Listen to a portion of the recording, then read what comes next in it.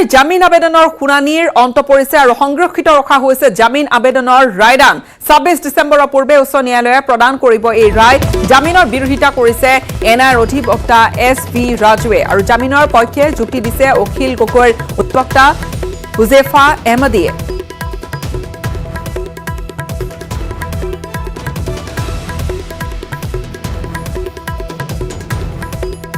বুধবাৰে নিশা গোলাঘাটৰ কুশলকৰ অসামৰিক চিকিৎসালয়ত এক উত্তপ্ত পৰিস্থিতিৰ সৃষ্টি হ'ল মাত্ৰ এজন লোকে জুলুকে পানী খোৱালে চিকিৎসালয়ত ভৰ্তি ৰোগী আৰু আত্মীয়ৰ লগতে আৰক্ষীকো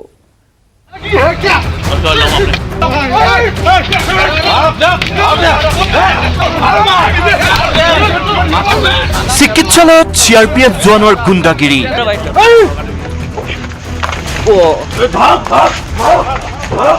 আৰক্ষীক প্ৰহাৰ ফালিলে পোছাক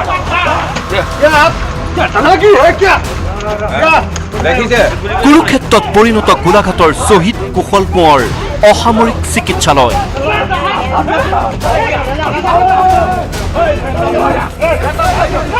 অৱশেষত মৰিয়াই এদল আৰক্ষীয়ে কাবু কৰিলে গুণ্ডাৰূপী CRPFৰ জোৱানজনক क्या नाम है क्या नाम है कहाँ से आने वाले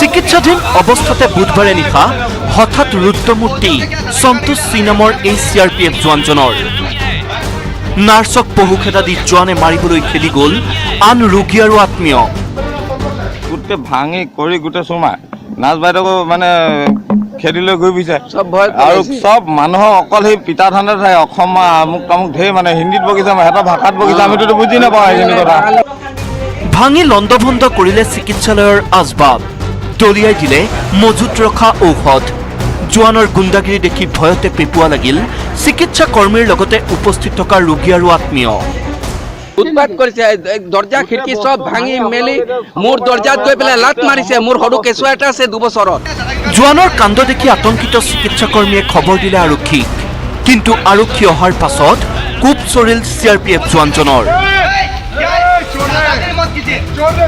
জোৱানে উভতি ধৰিলে আৰক্ষী পোছাক ফালি জোৱানে দুকুপ দিয়াৰ পাছতহে হুচ আহিল আৰক্ষীৰ এদল আৰক্ষীয়ে বেৰি ধৰি লাঠি আৰু বন্দুকৰ গুণ্ডাৰে খুন্দিয়াই বহ কৰি পেলালে গুণ্ডা জোৱানক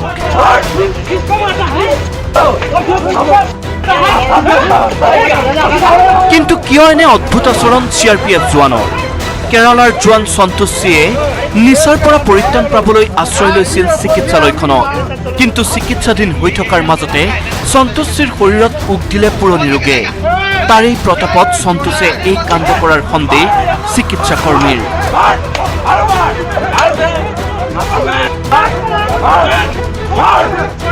এইটো CRPF কেম্পৰ পৰা আহিছে 142 কেম্পৰ পৰা এলকহল ভিডিঅ' আছিলে আজি পেচেণ্টে তাৰমানে ইমানেই অৱস্থা বেয়া কৰিছে ওচৰত থকা পেচেণ্টে তাৰমানে ভয় খাই গৈছে কান্দিছে তাৰমানে যিটি বস্তু এয়া বা বস্তু নি তাৰমানে 22,000 বেগ নি পিনে তাত দলিয়াইছেগৈ গোটেই বস্তু সানি অনিষ্ট কৰি পেলাইছে আৰু এই বস্তুবোৰ যিমান 22,000 য'ত দলিয়াইছে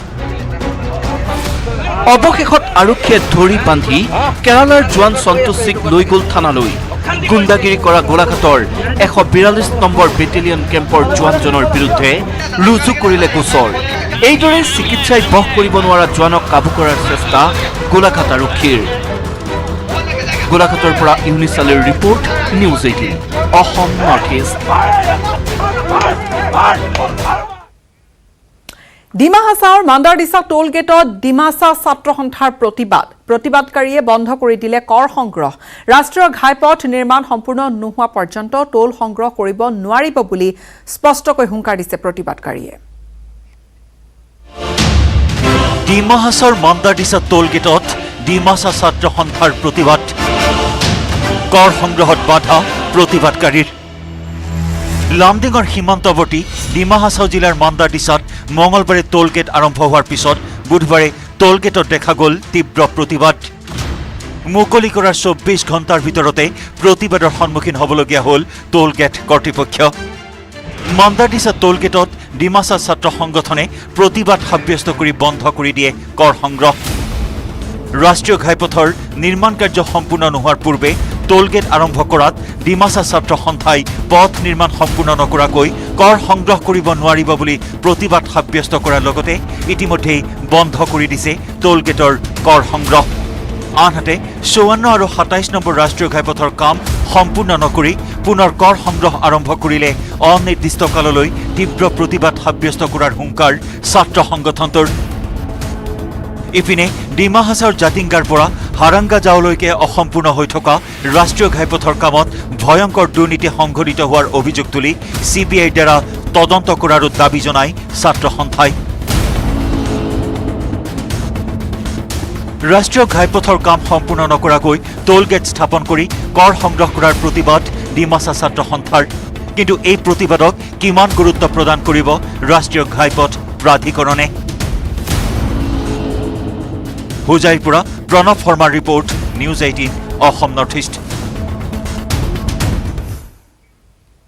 শংকৰদেৱ প্ৰেক্ষাগৃহত কৃষক সন্মিলন, ভাৰ্জন পাণ্ডা, পৱন শৰ্মাৰ অংশগ্ৰহণ আৰু সভাত উপস্থিত থাকে হিমন্ত বিশ্ব শৰ্মা, ৰঞ্জিত দাস। বিজেপি চৰকাৰৰ দিনত কৃষকে 1%, 3% সুদত ঋণ পাইছে। বিৰোধীয়ে 55 বছৰে কৃষকৰ বাবে কি কৰিলে বুলিও বিৰোধীলৈ প্ৰশ্ন তুলিলে পাণ্ডাই। বিৰোধীয়ে ৰাষ্ট্ৰীয় বিচাৰধাৰাক লৈ বিতৰ্ক কৰিব নোৱাৰে। 55 বছৰে নিজ ভৰিত থিয় হ'ব পৰা নাছিল দেশৰ কৃষকে আৰু 3 লাখ কোটি টকাৰ ঋণ আমি প্ৰদান কৰিছো বুলি উল্লেখ কৰিলে বিজেপিৰ নেতাগৰাকীয়ে। বেটি পঢ়াওক বেটি বচাওক সংকল্প আগত লৈ আমি আগবাঢ়িছো বুলি তেওঁ এই সভাত উল্লেখ কৰে। ये असम की 39 किसानों के लिए ऐसे बहुत कई योजनाएं हैं, मुझसे बेहतर आप जानते हैं, फिर भी थोड़ा मैं इसको मेंशन करता हूं।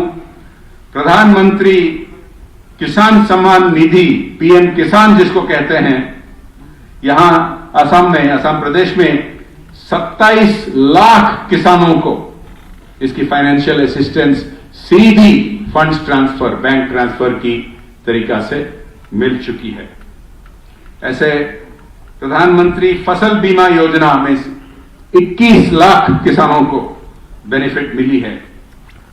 अगर हम देखें राज्य में भी राज्य सरकार की जो अरुणोदय स्कीम है, इसके तहत हर महीना 830 रुपए दी जा रही है 19 लाख गरीब परिवारों को।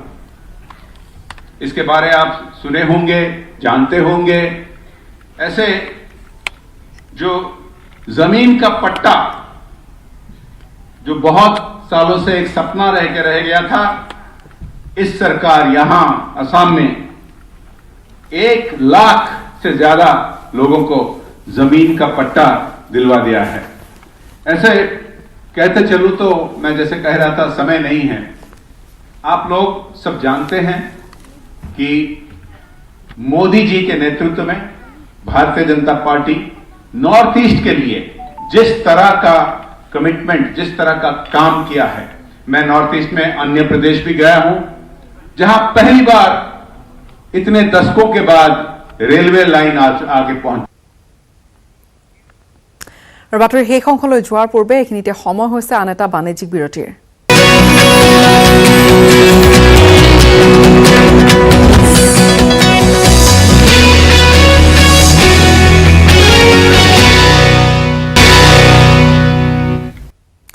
স্বাগতম জনাইছো। চৰকাৰী প্ৰতাৰণাৰ বিৰুদ্ধে ফিলোবাৰীত গোৰ্খা ছাত্ৰ সন্থাৰ প্ৰতিবাদী কাৰ্যসূচী। ভাতৃ দ্বিতীয়া দিনটোত চৰকাৰী বন্ধৰ তালিকাত অন্তৰ্ভুক্তিৰ দাবীত সাব্যস্ত কৰিলে প্ৰতিবাদ। প্ৰতিবেদন আগবঢ়াই বিদায় ল'ম। ধন্যবাদ।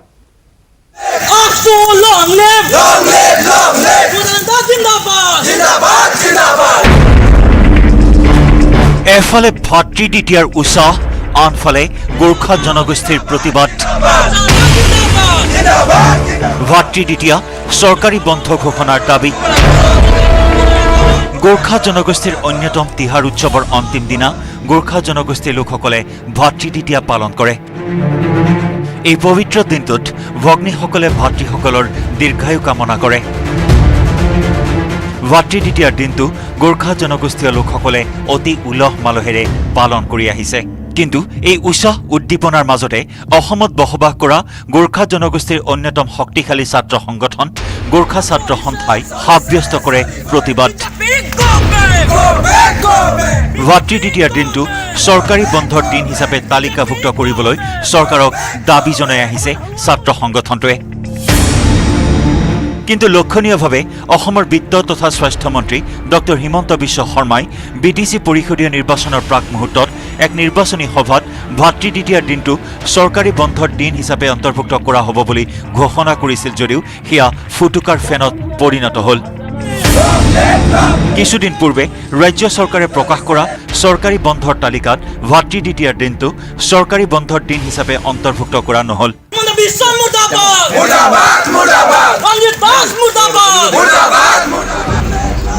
চৰকাৰৰ এনে কাৰ্যত ক্ষোভিত হৈ সদৌ অসম গোৰ্খা ছাত্ৰ সন্থাৰ ফিলবাৰী আঞ্চলিক সমিতিয়ে ফিলবাৰী থানা চাৰিআলিত মুখ্যমন্ত্ৰী বিত্তমন্ত্ৰীৰ লগতে ৰাজ্যিক বিজেপিৰ সভাপতি ৰঞ্জিত দাসৰ প্ৰতিমূৰ্তি দাহ কৰি ভাতৃ দ্বিতীয়াৰ দিনটো অতি শীঘ্ৰেই চৰকাৰী বন্ধৰ তালিকাত অন্তৰ্ভুক্ত কৰিবলৈ দাবী জনায়।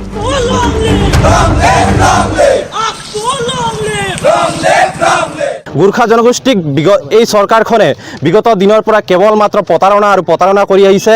এই ভাতৃ দ্বিতীয়া দিনটো যিহেতু বিটিচি নিৰ্বাচনৰ প্ৰাক মুহূৰ্তত তেওঁলোকে চৰকাৰী বন্ধ দিয়া হ'ব বুলি ঘোষণা কৰিছিল, কোনো ধৰণৰ চৰকাৰী বন্ধৰ কাৰ্যসূচীত তেওঁলোকে গ্ৰহণ কৰা নাই।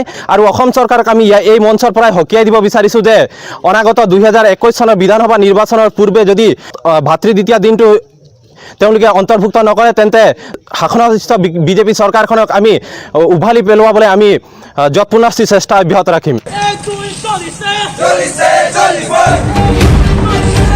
এই দাবী পূৰণ নহ'লে 2021 চনৰ বিধানসভা নিৰ্বাচনত বিজেপি দলক উচিত শিক্ষা দিয়াৰ হুংকাৰ প্ৰদান কৰে গোৰ্খা ছাত্ৰ সন্থাই। ডিগবৈৰ পৰা Rina Kakati Gogoi report, news 18 Assam north east.